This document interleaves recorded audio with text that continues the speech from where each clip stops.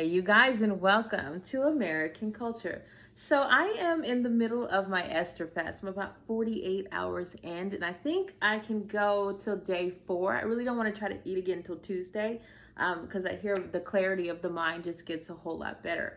I was going to wait to make any type of video or do something like that because I've been sitting here journaling and all this other good stuff. And to be honest with you, God hadn't really come in until right about now. He told me that he wanted me to make a video about the primary issue that I have, which is unforgiveness for my mother.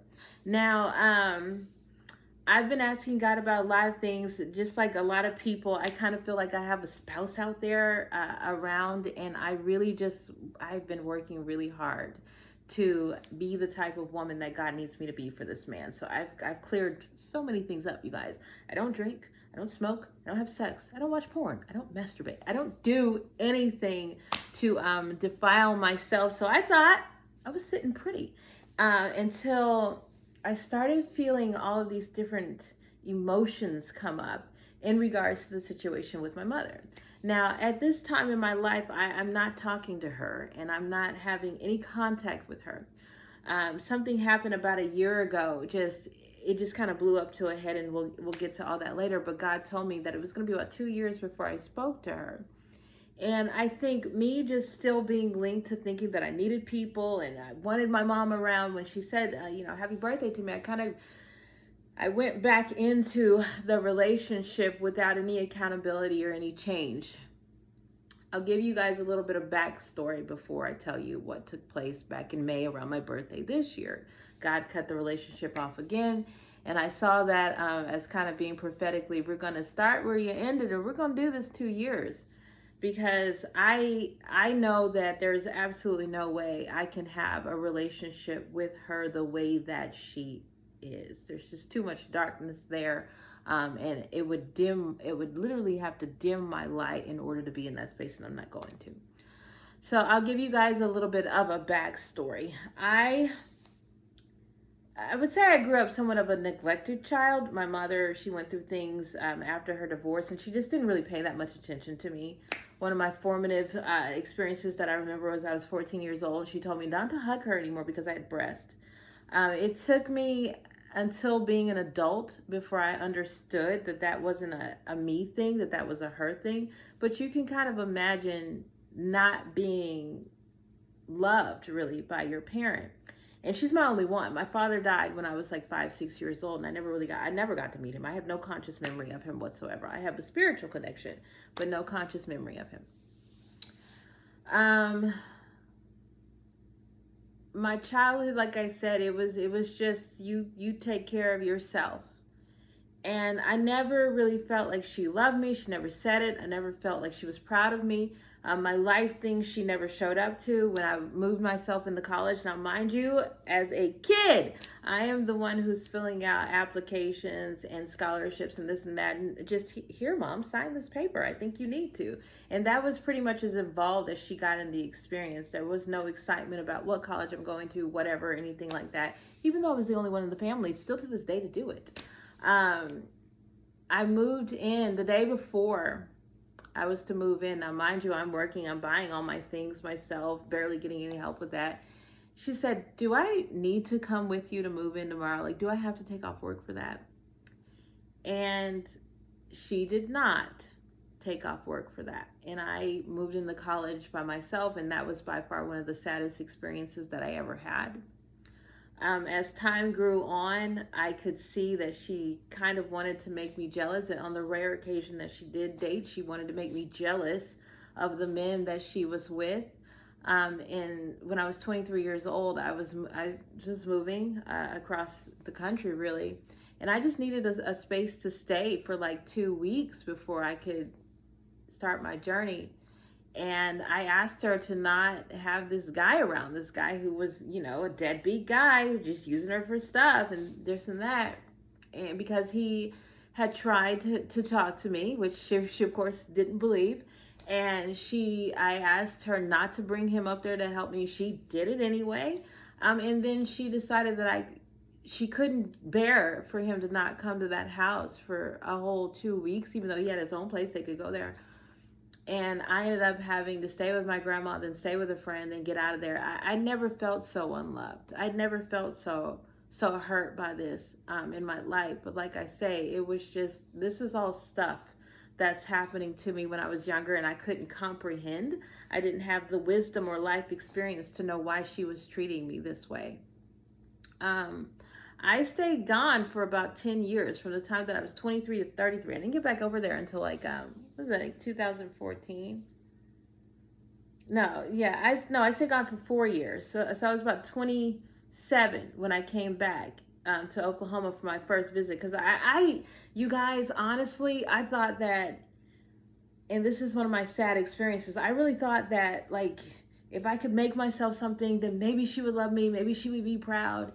And so when I got to Florida, I went to nursing school. I got myself an apartment. I got myself a car. I was really just on track with things. And so finally in 2014, I came back to visit, and things were nice, but she just still wasn't nice to me. And again, you guys, I internalized all of this like so many children do when your parents are neglectful, or they're just a little standoffish, or they just flat out don't act like they love you. You kind of take that on and start feeling like you are the one that's causing this stuff.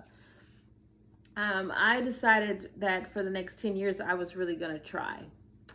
And I did. And about 3 years ago, I was finally in a position to where, okay, Mom, we can go experience some life together. She was taking care of my demented grandmother, and I know as a dementia nurse, that's what I became, as an Alzheimer's and dementia nurse, working with the elderly. Love them, good people. That you need a break from that, like you need respite. And so here I was getting the bright idea, let me take my mom on vacation.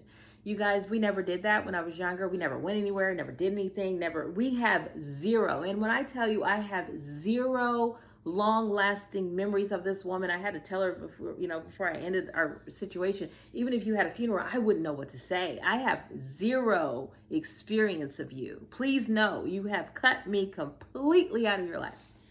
And so I decide, we're going to go on these trips. She had mentioned wanting to go to the Grand Canyon. So I get online and I make that happen quickly. And she seemed happy about that. And I didn't know that there was just so much hatred floating around there. She had talked to her sister, who is pure evil. And I think everybody has a family member that just belongs next to Satan. And her sister is one of them because of her husband. And long story short, I had planned all this stuff out at the Grand Canyon, to go and take these tours and just have a really nice time. I had wanted to go to the Grand Canyon too, and I'd always thought I'd go with somebody because up until this point, I had really been traveling. I'd traveled all over this country, but I'd done it alone. And I thought, wow, this is going to be great. We got to the Skywalk. That was just like I've heard of this thing. Let's go see it. And my mom was done with the trip from there. She didn't want to go anywhere else. She didn't want to do anything else. And she wasn't. And that was the attitude that she had. She said, I don't care what you have planned. You can go by yourself. And the little piece of me broke down inside, because this is what I had been doing my whole life. You have always had me out here by myself, unloved, uncared for, unsupported, the whole 9 yards. And I'm just trying to make some type of a life experience. Just a little. And at this time, you guys, I've been working on my godliness. Before, I didn't have it. And before there was anger, before there was frustration, I would respond to these types of things. But I bit it, and I just sat there in that hotel room for the next 2 days, going to Walmart, going to Cracker Barrel, trying to make, nice of this, because at least I was around my mother. But my heart was broken, and it still remained there, which is the reason why, God is like, hey, you got to work on your unforgiveness. I like a moron,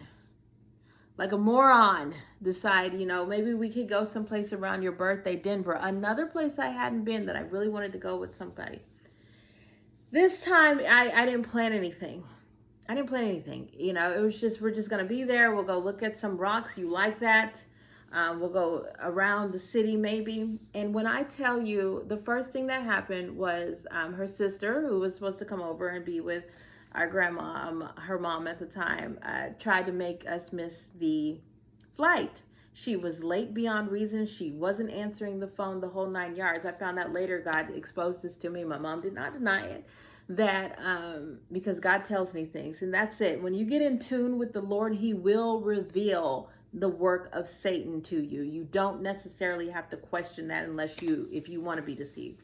And so God let me know that my aunt had told my mother, well, I thought that if you guys missed the flight, then you wouldn't have to go. She was going to make us miss our flight because my mother and her and whoever had just been speaking so much negativity about her going someplace with me that my mom was like, I don't want to go. We ended up calling another aunt, and she came down there, and we were able to make the flight and do all that other stuff. And of course, again, you guys, all this is paid for. When we got to Colorado, she turned into just pure hell. I mean, complaining about every single thing, got on the phone as soon as she sat down at the restaurant, didn't want to go anywhere, didn't want to do anything. You guys, when we got to the Garden of the Gods, I was like, well, maybe that's a sign for Jesus. The Garden of the Gods, let's go there, see these frogs. And when we got there, number one, she didn't even, was like, I mentioned that Pikes Peak. I was like, oh, that it's only 2 miles away, but my gosh, it takes 7 hours to get to the top of that thing. Never in a million years did I plan on going up there. She asked me what we were doing. I showed her, all we're going to do is drive through this little thing. It's not that big of a deal. When we got into the Garden of the Gods, she just flipped out. I'm not doing this. I'm not going anywhere.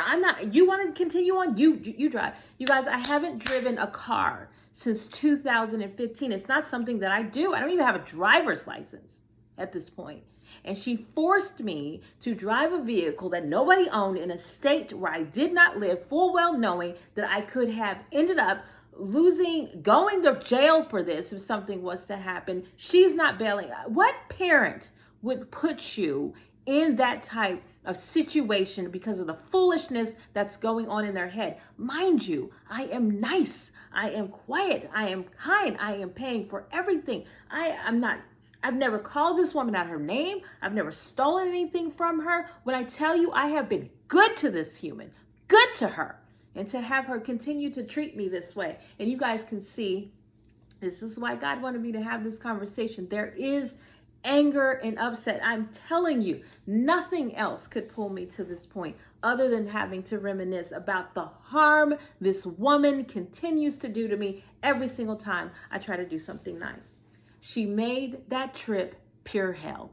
And like I say, not understanding still at this point, I hadn't had the mental and spiritual breakthrough to understand why people do. The understanding wasn't there. The knowledge of why wasn't there, but I was still internalizing this, like this is something, she just hates me. At the end of that trip, I really just felt like she hated me. Fast forward, I'm taking a step away from this. I don't want to go anywhere with you ever again. I'm not paying for another trip. By far one of the most ungrateful people I have ever been around in my entire experience, and I will spare myself having to go and do anything with her. I went to Dubai, ended up getting COVID there. We're not going to discuss how that happened, but I ended up getting COVID there, and she wasn't very supportive through that. She sent me a little money because I needed it at the time. That's really the only thing in my adulthood that I can be grateful for, and we're not even going to go into that because there was some mess around that as well. But I got back, and literally like 3 weeks later from having to rearrange my life, because, I had to stay over there for almost like 2 weeks, 3 weeks extra, before they let me go home. I get back to my life, and boom, she has to have open heart surgery, getting these things replaced. The funny thing is, God had given me that vision, and I told her in 2018, 40% of your heart is blocked, and 2 out of the 5 arteries rust, so that's 40%. God was right on with that, and I didn't feel like she was gonna, pass on or anything like that, but it was in her voice, like she really wanted me to come out there, so I did. I left, told my job, I'll be out here for a little bit with my mother, and I stayed there in that hospital room every single day with this woman while she recovered. Managed her rehab, tried to help her get better, and almost immediately after that, she turned on me. I didn't even get to experience 2 days of a nice mother. Started talking about how hateful, how controlling, how this, how that. She had my uncle hanging up on me. Mind you, This was an uncle before, maybe like a couple years earlier when I had gotten baptized. I knew that the Lord was telling me to go ahead and get baptized. I was like, well, maybe my uncle, who's a pastor, can do it. And I asked him, and he said no, because I was going to be a member of that church. But we all know that that is not biblical, and that's not the way to go about it. It was an excuse, and God let me know that it was. I finally asked my mom. I was like, so don't you think that some of these conversations that you have that are just so negative might make somebody think I'm not even worthy of being baptized? And she said, yeah, I can see that. That hurt. That's a dagger to my heart. Thanks for admitting that you have all these horrible conversations. Again, you guys, I'm saying this because I know that some of you out here have a mother that's just like mine, just narcissistic and borderline evil. There is hatred in there. And again, I didn't understand that until later.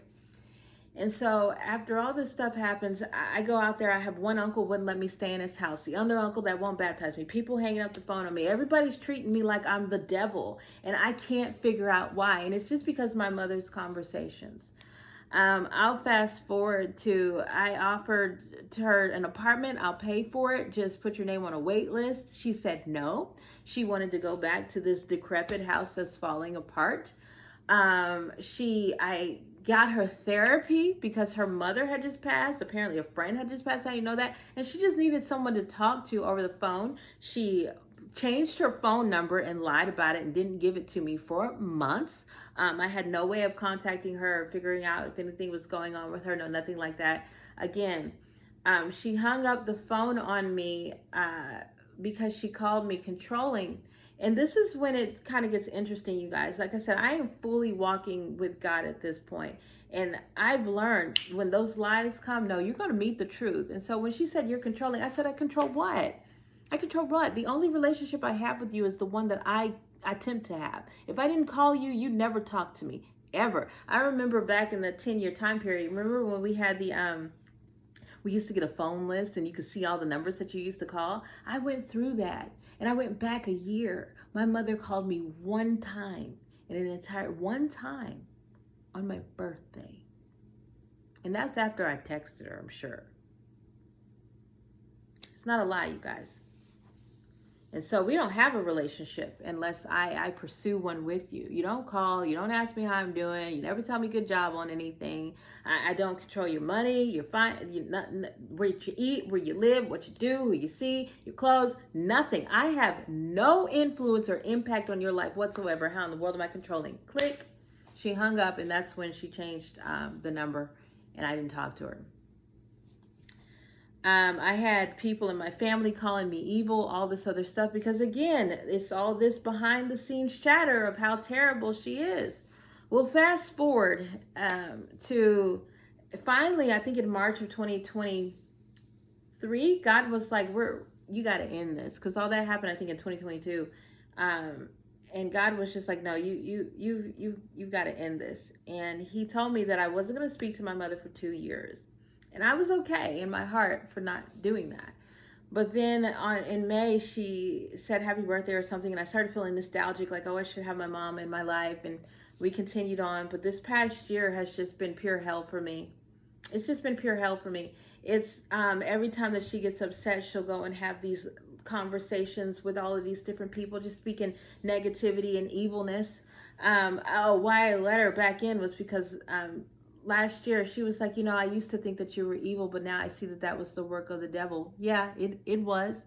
I was never mean to you, never terrible, never anything. I've done nothing but offer great things. The very place of living and that she's now complaining about, their house is falling, this and that. Well, you wouldn't be there if you had just accepted it. I hate to break it to you, but God wanted some blessings to come from me, through me.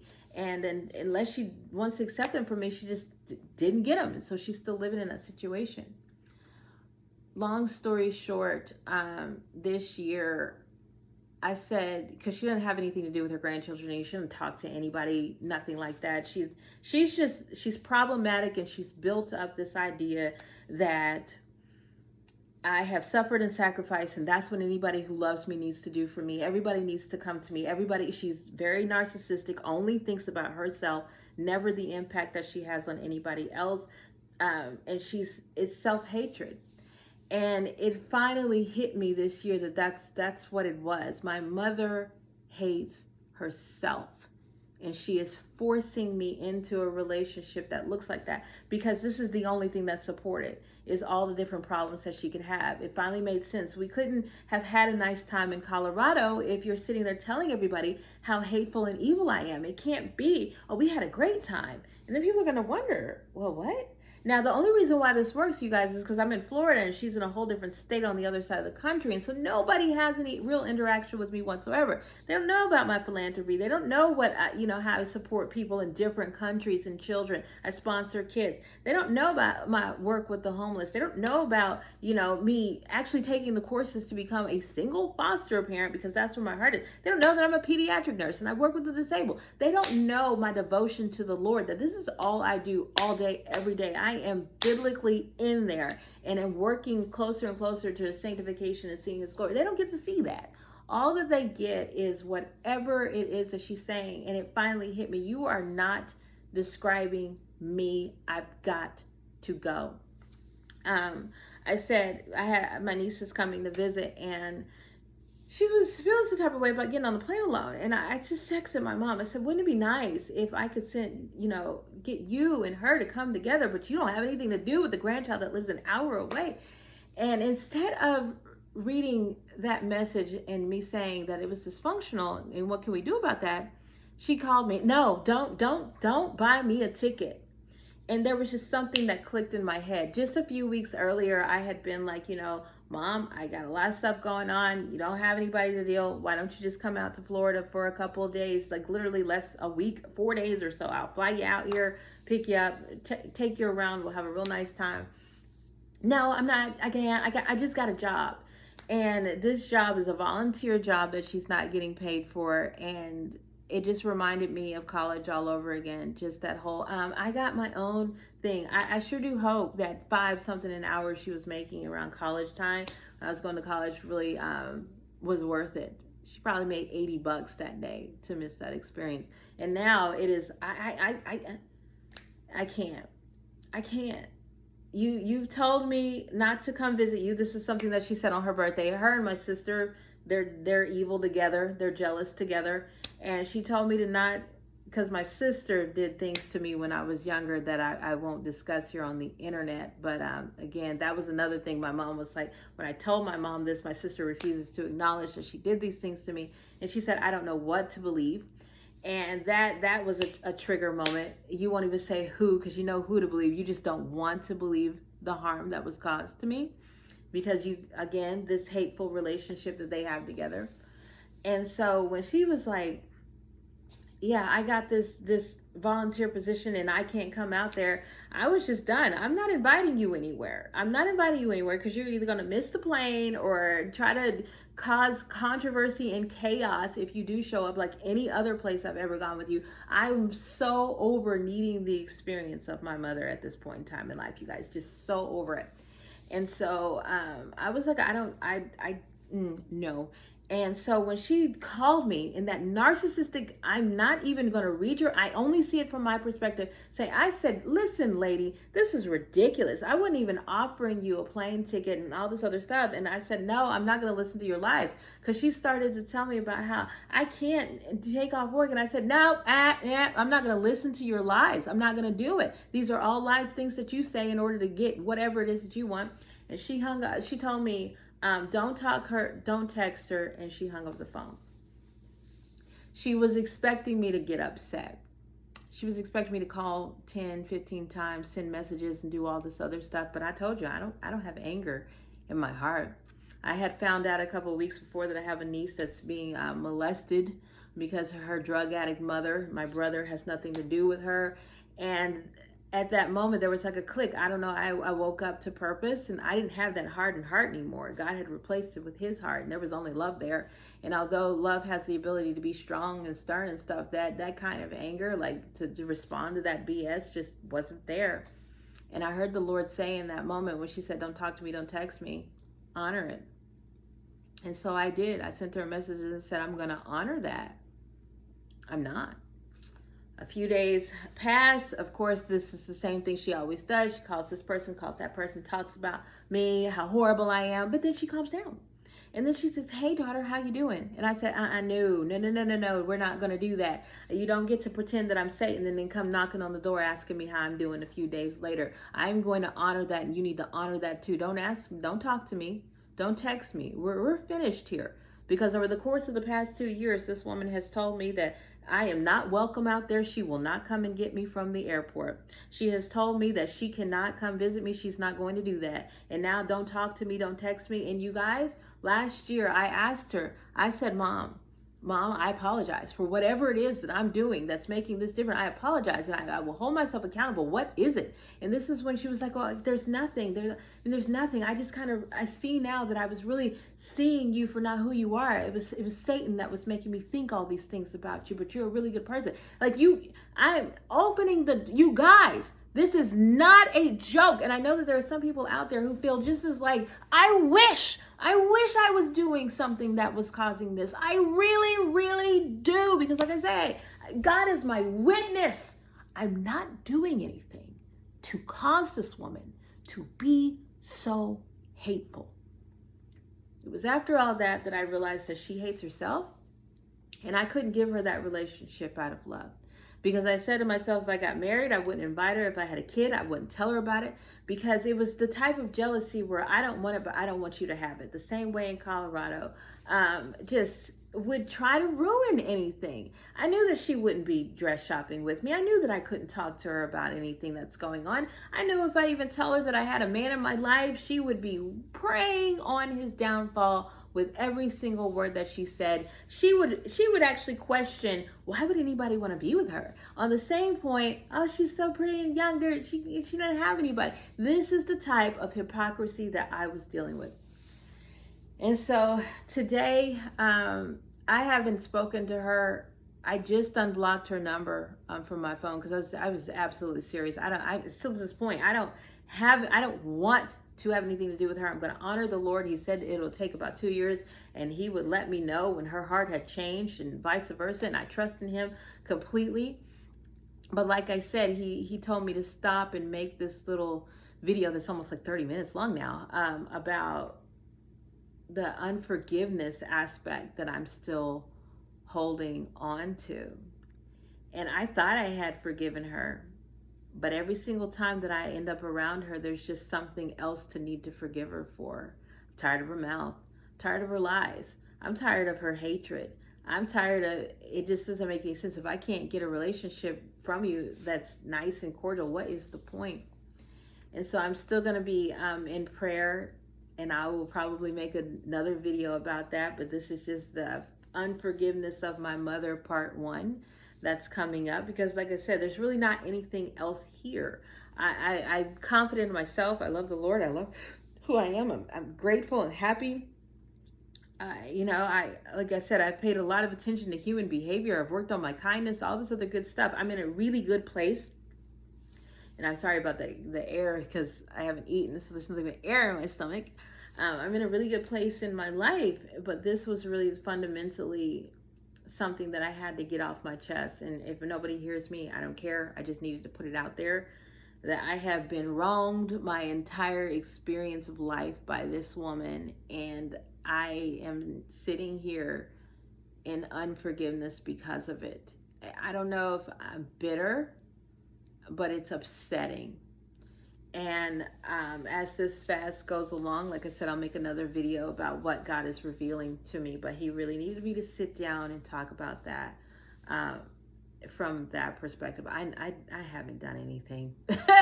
And that's where I'm at. I'm going to surrender it to the Lord, and we'll discuss. But right now we are on that 2-year path of not discussing or not talking to each other. And I am good with that. I'm honoring that because like I say, this version of her that is narcissistic and unkind is not someone that I can ever have a life with. She wants misery because misery is the only story that she tells to other people. And that's what's supported. And maybe in the next video, we'll talk a little bit more about the psychology behind some of our parents and why they treat us so badly when it's not our fault, when we are just good to them and they just treat us like crap. But for now, this is the unforgiveness of my mother part, and that's come up during my fast. And maybe tomorrow when I'm through this, they say that the first 48 hours are